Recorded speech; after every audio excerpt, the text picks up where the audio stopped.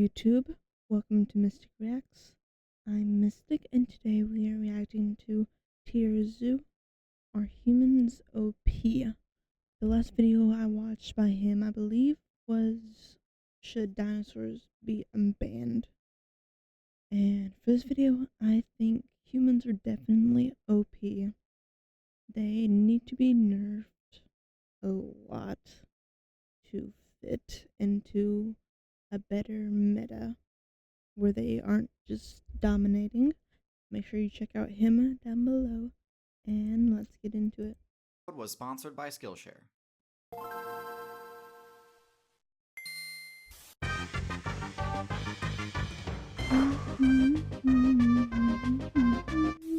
Human beings.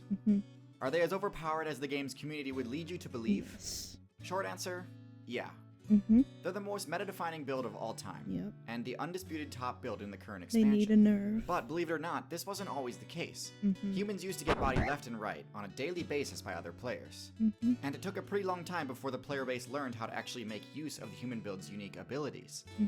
The story of the humans' rise to dominance is a really interesting one. And so today, we're going to do an in-depth look at the humans' abilities, their strengths, and their weaknesses. Because yes, they do have weaknesses. We'll also go over notable matchups, and finally look at the steps human players took in order to reach their dominant status. First, their unique abilities. I touched on this topic in my video about primates, but I'll recap here and also go into more detail. First off the bat, we have their ability to throw things. Other builds can throw things, but humans can do so harder, faster, and further than anyone else. The reason for this is their body structure. Bipedal builds are tough to balance, both in the game development sense and the center of mass sense. Throwing an item with any real force behind it requires serious balance, achieved only by having shorter arms and longer legs. This is why humans can launch projectiles at deadly speeds, whereas other primates kinda just lob things without putting much effort into it. If they tried to, they would knock themselves over. Even if chimpanzees could figure out how to craft a spear, there's no way they could throw it hard enough to deal any significant damage. Next, their stamina regeneration. Humans can chase down anything. You try to run from a human, you might outspeed them initially, but you'll run out of stamina much sooner than they will, and they'll catch up to you while you're in your weakened state. This is partially because of their superior balance again, but mostly it's because of the human build's unique choice to not spec into fur. This gives them access to the extremely broken ability Sweat. Every other current build that's decent at distance running recharges stamina by using the move Pant. This works great, but it does require the user to stop running. Sweat, on the other hand, works better while moving, massively extending the distance a human player can run. They've got a few other important abilities that are essential to their kit, but aren't unique to humans. Their ability to speak is unique among mammals, but some birds can pull it off too. In humans, the ability to speak allows them to use one of their signature moves, Teach, which drastically boosts skill point gain, mitigating the main penalty a player receives upon getting a game over. Humans and birds also share another unique trait, which is being able to stand upright. Standing upright is extremely useful for dealing with stealth builds that might normally be using tall grass to hide. Tool use also might be thought of as a human-exclusive move, and it certainly is the most effective to humans, but it turns out a pretty wide array of other builds can also do it. Birds, primates, cephalopods, and even fish can use tools on occasion, but sweating and throwing, uniquely human. Now onto their weaknesses. And yes, it's true that currently most human players can subvert these with their crafting skill. But it's important to recognize that without equipment, the human build isn't necessarily unstoppable. The decision to not have fur granted humans a massive buff to mobility at the cost of stealth. In the mammal faction, fur is a prerequisite to all the major stealth abilities like camouflage, and lack of stealth abilities means getting in close on their targets is a serious challenge. The human build's lack of fur also means they have very low defense, both from physical attacks and from environmental effects. Very weak. Their skin offers almost zero armor, to the point where even players from lower weight classes have no trouble dealing damage to humans. And bare skin also takes quite a bit of damage from the sun too. Humans are also pretty limited when it comes to the power stat. Physically, they're the weakest of the great apes, and don't really have any good options for dealing damage. They lack the classic high damage bite attack that nearly every other non-herbivorous build relies on, instead having to resort to blunt attacks like punch and kick, which we all know aren't very effective against builds that have thick fur or skin. The last major weakness I can see is that they're pretty bad at dealing with stealth. The lack of night vision means darkness can really hamper their ability to locate targets, and their lack of a strong sense of smell means camouflage is especially useful against them. Okay, now let's talk about matchups.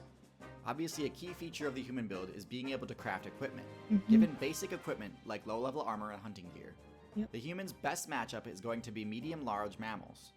Unlike blunt damage, piercing damage is quite effective versus builds with thick hide, but on defense they're actually pretty awful.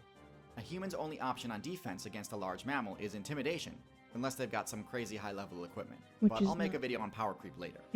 The classic human equipment cannot stop a charging tank main unless the intimidate attempt works. But overall, this matchup is one of the reasons humans became top tier.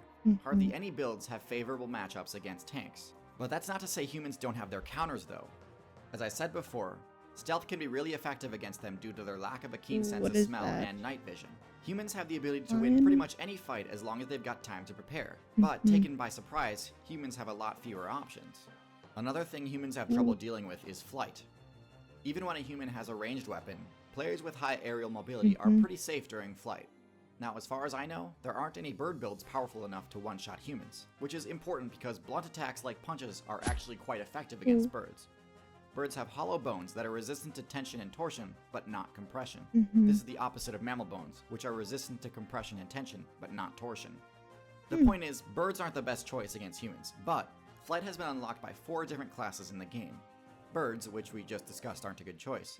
Bats, which do even less damage than birds. Reptiles, which unfortunately had their aerial builds banned in patch 1.3.1. And insects. Flying eusocial insects have by far the best matchup versus humans in the entire game. Humans have 0 counterplay against a swarm of stinging insects.